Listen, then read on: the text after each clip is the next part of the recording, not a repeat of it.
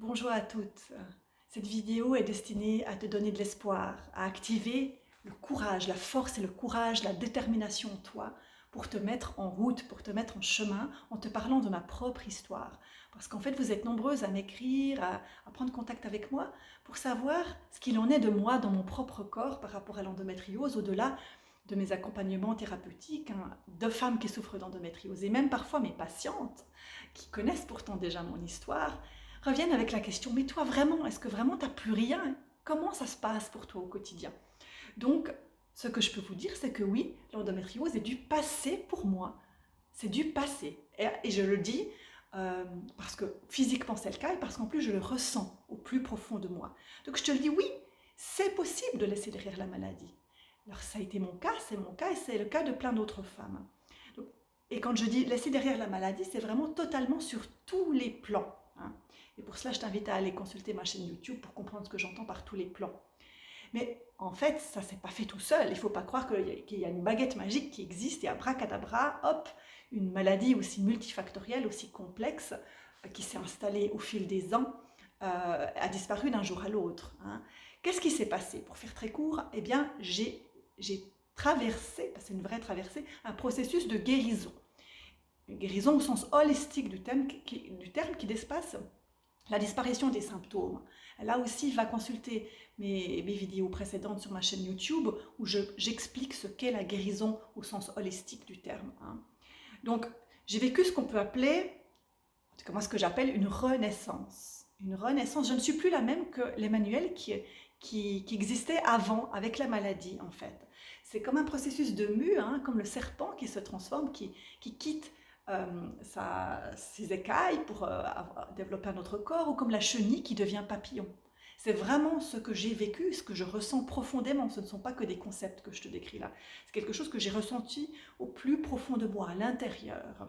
Parce qu'en réalité, ce processus de guérison, il a commencé à l'intérieur et il s'est déployé ensuite à l'extérieur, dans mon corps et dans tous les espaces de mon être.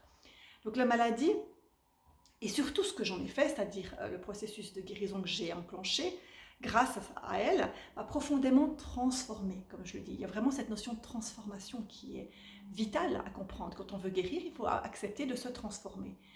Et pour moi, il y a eu clairement un avant et un après. Donc l'avant, la première étape, c'était l'époque où je ne savais pas que je souffrais d'endométriose. Jusqu'à l'âge de mes 35 ans, j'ai pris de la pilule, donc les hormones ont très bien joué le rôle chez moi. Tout était un petit peu caché sous le tapis, même s'il y avait des signes avant-coureurs, il y avait plein de choses en fait qui étaient manifestes.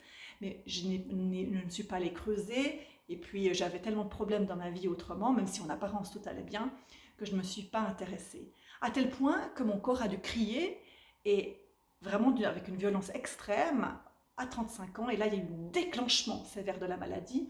J'avais arrêté la pilule, une rupture amoureuse, et là, tout est remonté à la surface. Si tu veux, ça a été vraiment le point de rupture, le point de bascule dans ma vie par rapport à cette maladie.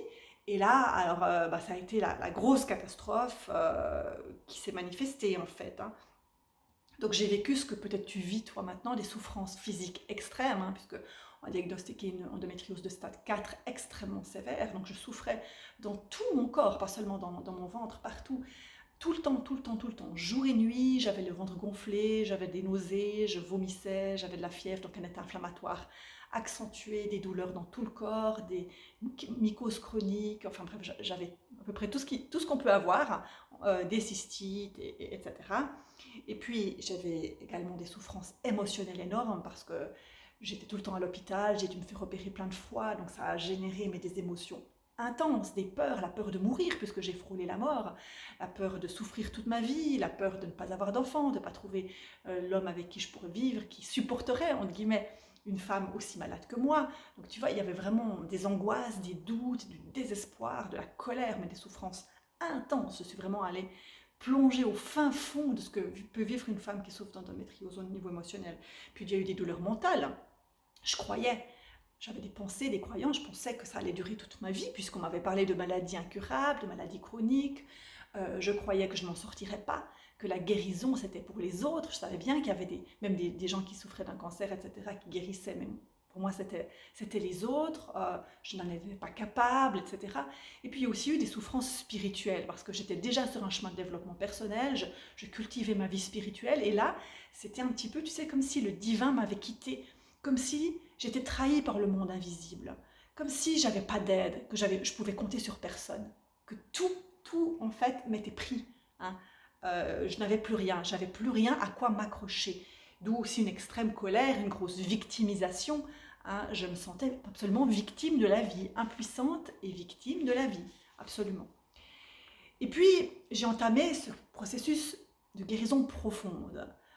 J'ai voulu chercher le sens à tout ce qui m'arrivait, parce que c'était la seule condition pour que je continue à vivre en réalité. J'avais besoin de comprendre, j'avais besoin de mettre du sens, mais pas seulement sur un plan mental, au niveau cellulaire. Donc j'ai fait un travail sur le plan inconscient, des mémoires, qu'est-ce qui m'arrivait exactement. J'ai vraiment fait ce processus-là. Et surtout, je n'ai pas seulement cherché à guérir les symptômes, à soulager les symptômes, mais j'ai été m'attaquer aux causes. Et ça, c'est le plus important. Qu'est-ce qui fait que j'ai pu en arriver là, en fait, hein. Toutes ces années où j'ai voulu cacher, faire l'autruche et mettre la tête dans le sable, eh bien, c'était plus possible. Alors, ce processus, il ne s'est pas fait en un jour. J'ai connu des rechutes, j'ai connu des peurs, des doutes. Les médecins m'ont dit que j'étais une folle, ils voulaient me faire reprendre des hormones. Enfin bref, il y a eu plein de mouvements comme ça. Mais j'ai pas lâché, j'ai continué. Et en fait, peu à peu, il y a eu des changements de vie profonds. Donc j'ai tout transformé dans ma vie. Hein. J'ai transformé mon lieu de vie, j'ai quitté mon lieu de vie, j'ai quitté mon travail de salarié pour développer mon activité de thérapie. Je me suis formée, j'ai continué d'investiguer, de faire des thérapies. J'ai rencontré un homme avec qui avoir une relation engagée, etc. J'ai mis en place plein de choses et cerise sur le gâteau, et bien en plus, à un moment donné, j'ai eu un enfant avec une facilité que personne n'a jamais comprise. À 40 ans, hein, en ayant essayé 2 mois dans ma vie de tomber enceinte, je suis tombée enceinte. Et puis j'ai vécu une grossesse merveilleuse, facile, un accouchement à la maison, donc aucune des prédictions de ce que j'aurais dû vivre en tant que femme souffrant d'une endométriose sévère ne s'est avérée juste. Alors aujourd'hui, qu'est-ce qui se passe? Aujourd'hui, je te le dis et te le répète, j'ai 0 symptôme. Alors qu'avant, chaque minute de ma vie, il y avait une douleur à quelque part dans mon corps. J'ai 0 lésion. Lorsque je fais des examens médicaux, je n'ai 0 lésion. D'ailleurs, le nombre d'ovocytes que les médecins peuvent découvrir de mon ventre a augmenté. Étonnamment, alors qu'à l'âge avançant, ça devrait être le contraire. Je n'ai plus rien, j'ai un enfant, et donc je vis ma vie, j'ai créé ma vie, j'ai remis en mouvement mon énergie créatrice de vie. Ce qui s'est passé, en réalité, avec cet avant et cet après, c'est que la maladie m'a amené à me transformer de l'intérieur. Et de l'intérieur, les changements se sont matérialisés à l'extérieur. Et c'est le cadeau qu'elle m'a fait, cette maladie. Parce que sinon, je ne pense pas que j'aurais fait tout ce chemin. Parce que ça m'a demandé du courage parfois. C'est pas facile de se confronter à ces ombres, de remuer parfois de grandes souffrances dont je n'avais pas conscience auparavant. Donc, toutes ces remises en cause, plonger en soi, c'est pas toujours très confortable. Mais c'est grâce à la maladie que je l'ai fait. C'est grâce à la maladie peut-être que j'ai accéléré le mouvement de transformation de mon activité et que j'en suis là où j'en suis. Donc grâce à la maladie, j'ai enfanté celle que je suis aujourd'hui. Entends bien ce mot, j'ai enfanté celle que je suis aujourd'hui.